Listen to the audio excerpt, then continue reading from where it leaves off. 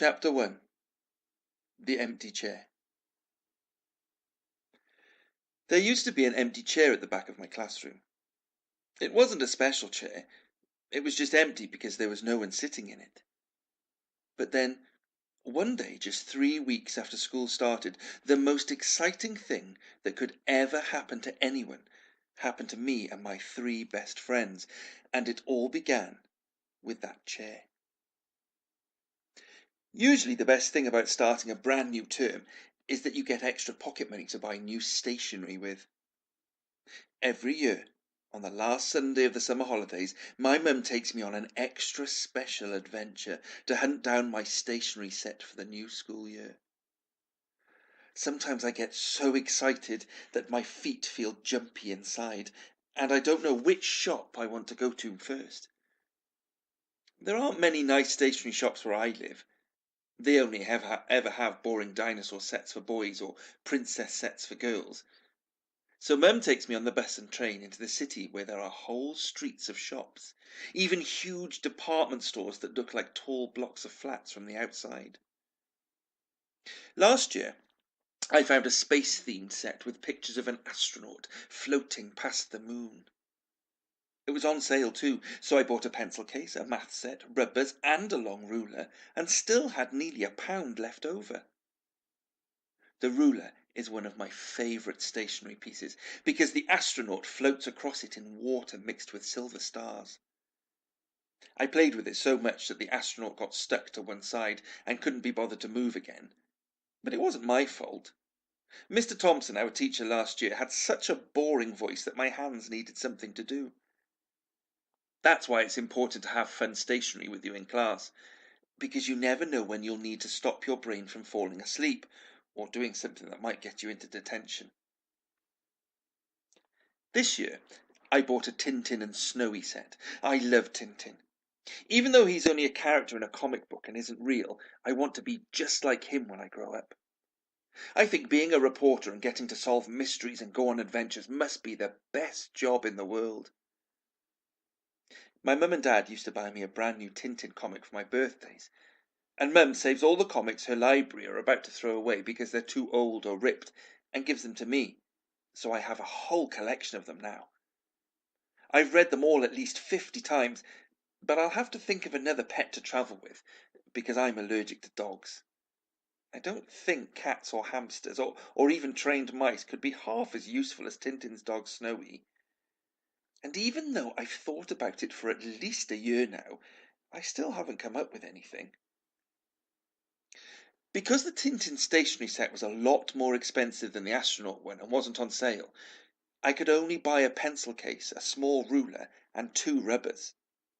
I had to think about it for a very long time, but in the end, I decided spending all my pocket money in one go was worth it. Not just because everything had Tintin on it, but because if you press a button on the pencil case, Snowy barks and Captain Haddock's voice cries out, "Blistering barnacles!" I've already been told off for pressing it in the middle of maths class this year, but if you can't press a barking dog button in maths, then I don't see the point of it. I don't like maths.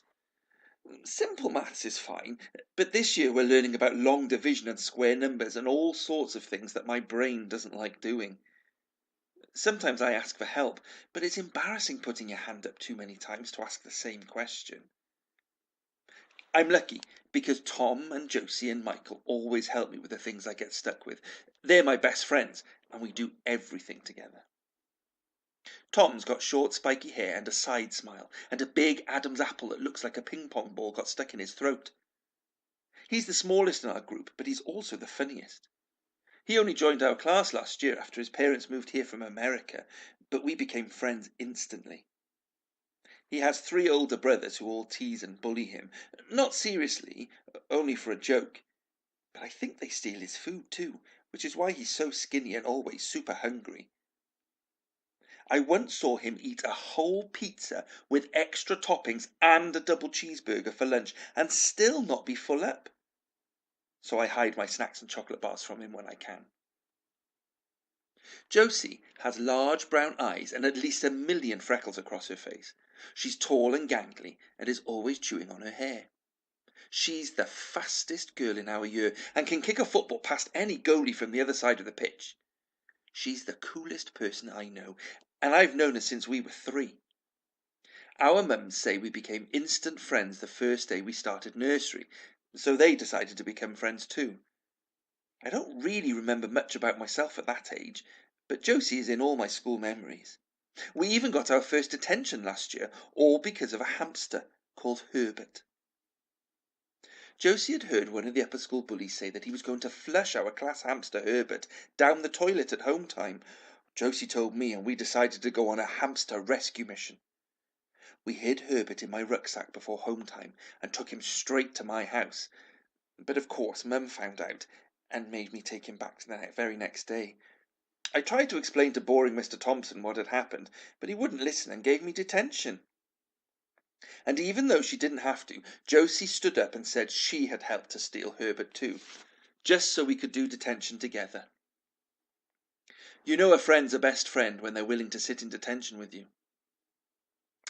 Michael has the neatest, puffiest afro out of all the boys in our year.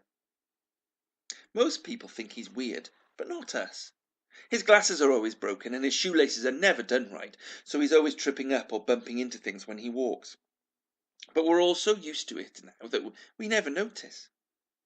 He's mostly quiet, but when he does say something, grown-ups usually look impressed and say that it's ingenious or insightful, or use other strange words beginning with in.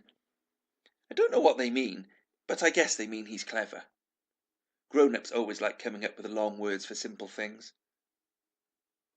Michael gets made fun of lots because he can't run fast or kick a ball in a straight line, but he doesn't care.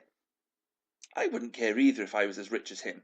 His dad is a professor and his mum is a lawyer, and because they're always busy, they buy him all the latest gadgets and books and the coolest new games. When we went to his house last year for his birthday party, we saw his room for the first time. It looked like the inside of a toy store. I think it must be easier not to care about what people think when you've got that many toys in your life. Josie and Michael are always competing with each other to see who can get the most gold stars and A's in class. Michael is the best at history, and Josie is the best at maths. But I'm better at reading and spelling than both of them, especially Josie. She hates reading and never, ever reads anything outside class. She says she doesn't have any imagination, so there's no point in reading books. But I find that strange, because how can anyone not have an imagination?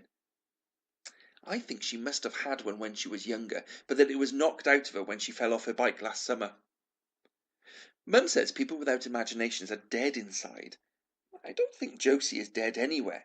She talks too much.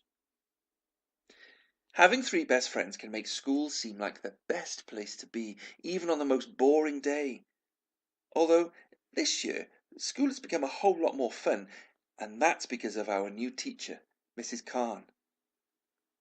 Mrs. Khan has extra bouncy hair and always smells of strawberry jam, which is much better than smelling of old socks like Mr. Thompson used to. She's new to the school and extra clever, much cleverer than Mr. Thompson ever was, and she gives us prizes on Fridays when we've all been good. No other teacher in our year does that. Mrs. Khan lets us do all sorts of interesting things that we have never done before. In the first few weeks of school, she helped us make musical instruments out of things we found in the school's recycling bin. And in the second week, she brought in a brand new comic book to read to us that wasn't even in the school library yet. Then, in the third week, something happened that was so surprising and made everyone so curious that even Mrs. Khan couldn't make us focus on our lessons properly. And it all began with the empty chair. It was on the 3rd Tuesday after school had started and Mrs. Khan was taking the register. She was just about to call my name when there was a loud knock at the door. Usually when there's a knock on the door, it's just someone from another class bringing a note, so no one really pays any attention. But this time, it was Mrs. Sanders, the head. Mrs. Sanders always wears her hair in exactly the same way and peers over her glasses whenever she talks to anyone. Everyone is scared of her because she gives detention. She doesn't just make you sit in a room, she makes you memorize long words from the dictionary, and doesn't let you leave until you've learnt them all off by heart. The meaning and the spelling. I've even heard of lower graders being stuck in detention for hours because they had to learn words that were as long as this page. So when we saw that it was Mrs. Sanders at the door, we all fell silent. She looked very serious as she walked up to Mrs. Khan, and we all wondered who was in trouble. After she had whispered and nodded for a few seconds, she suddenly turned around and, peering over her glasses at us, pointed to the empty chair at the back of the class.